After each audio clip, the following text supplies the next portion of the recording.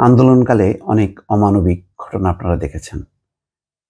আরেকটি দেখাই এবং আমরা তখন দেখেছি, তখন জানি না যে তার পরিচয় কি। এখন পরিচয় পাওয়া গেল এবং সেই মর্মান্তিক কিছু বক্তব্য সামনে আসলো। দর্শক একটু দেখেন, দেখেন তো, নিশ্চয়ই আপনারা দেখেছেন।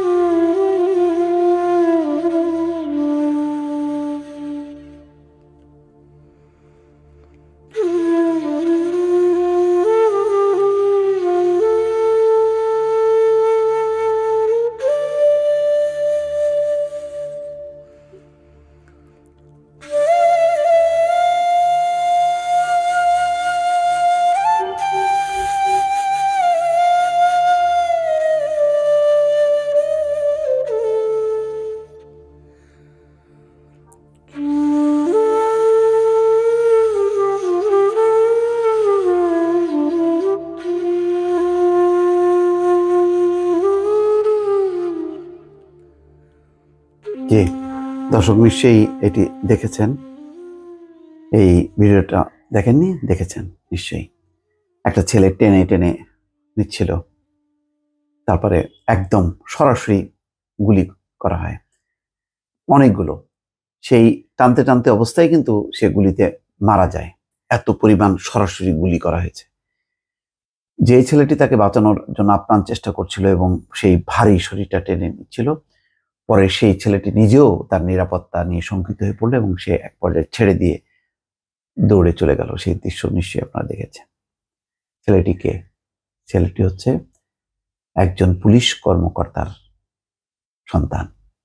সেই জুনিয়র পুলিশ কর্মকর্তা তার ঊর্ধ্বতন বস বা কর্মকর্তাকে ফোন করে বলছেন যে, স্যার, একটা মানুষকে মারতে কত গুলি ছুটতে হয়? এই প্রশ্ন তারও।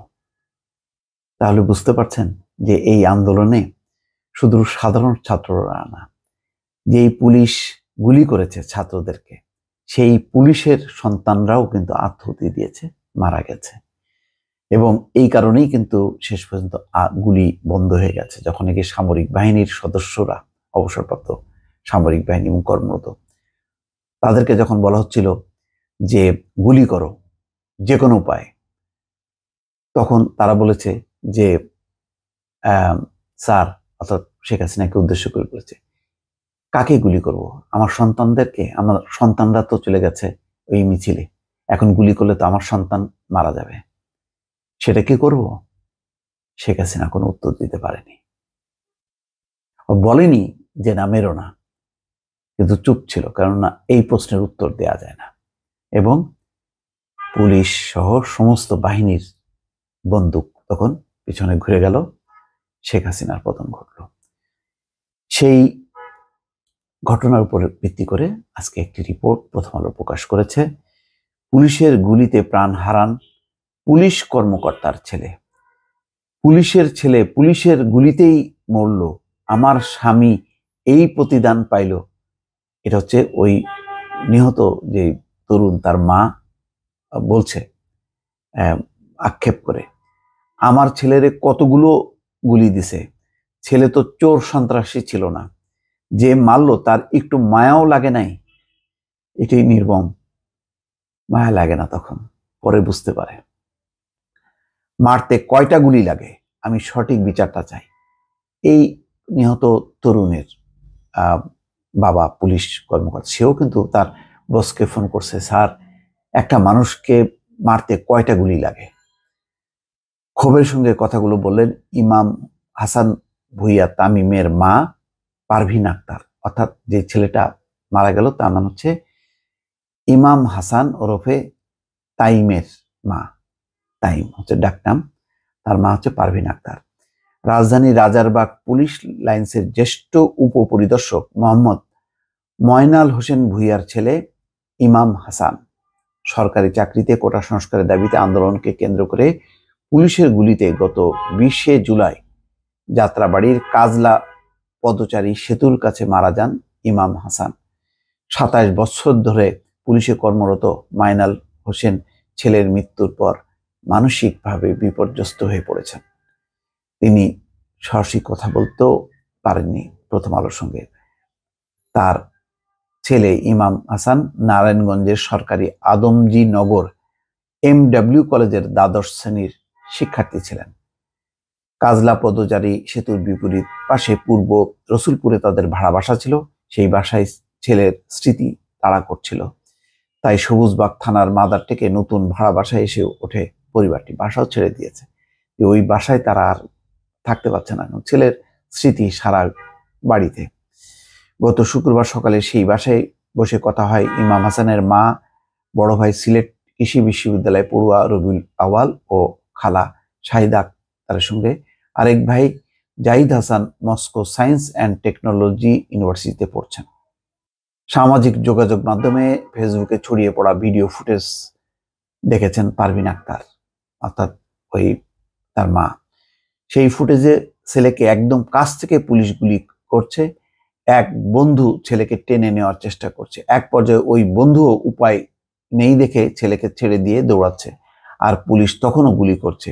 সেই সময়ও জীবিত ছিল ছেলেটা। গত 19শে জুলাই থেকে সারা দেশে কারফিউ জারি করে সরকার। 20শে জুলাই দুপুর 12টা থেকে বেলা 2টা পর্যন্ত কারফিউ শিথিল ছিল। টানা আন্দোলনে তখন উত্তাল যাত্রাবাড়ি। তখন ইমাম হাসান সেই আন্দোলনে অংশ নেন। যদি কিছু হয় সেই ভয় থেকে 3-4 দিন এমন পরিস্থিতির মধ্যেও ছেলের ব্যাগ কোলে নিয়ে মা ফুটপাতে বা একটু নিরাপদ জায়গায় বসে থেকেছেন। ঘটনার দিন দুপুর 12টার পর ইমাম হাসান বন্ধুদের সঙ্গে পদচারী সেতুর পাশে লিটন স্টোরে গিয়েছিলেন চা খেতে। বাসা থেকে বের হওয়ার আগে মায়ের কাছে 2টি রুটি খেতে চেয়েছিলেন। 2টো রুটি আর ভাজি ছিল তার শেষ খাওয়া। পারভিন আক্তার বলেন, ছেলে বের হওয়ার আধা ঘন্টার মধ্যেই গুলি লাগার খবর আসে। বাসা থেকে ঘটনাস্থল খুব কাছে হলেও ঘুরে ঘটনাস্থলে পৌঁছে শুধু রক্ত দেখেছেন, ছেলের লাশ পাননি। দর্শক, এই ছিল অবস্থা। তার ডান হাতের কনুইয়ের নিচের সব কবজি পর্যন্ত 4টি ছিদ্র, মাথা থেকে পায়ের পাতা পর্যন্ত প্রায় 100টি কালো ছিদ্র এবং জখম। বুঝতে পারছেন? সেই ডেইলি স্টার একটা রিপোর্ট আসছে এটার উপরে। 20শে জুলাই মর্গে গিয়ে লাশ খুঁজে পাওয়ার পর মাইনাল হোসেন তার এক ঊর্ধ্বতন কর্মকর্তাকে ফোনে জিজ্ঞাসা করেছিলেন, একজনকে মারতে কতগুলো গুলি লাগে স্যার? এই প্রশ্নের উত্তর নেই। এই প্রশ্নের উত্তর একটাই হয়েছে যে অন্তত হাসিনা শাসনের রাজত্বের একটা পতন ঘটেছে। কত রক্তের বিনিময়ে এই অর্জন। দর্শক শুধু কল্পনা করেন, যেখানে পুলিশ গুলি করছে, সেই গুলিতে মারা যাচ্ছে পুলিশ কর্মকর্তার ছেলেও, তারাও রেহাই পাননি। দর্শক ভালো থাকবেন। আল্লাহ হাফেজ।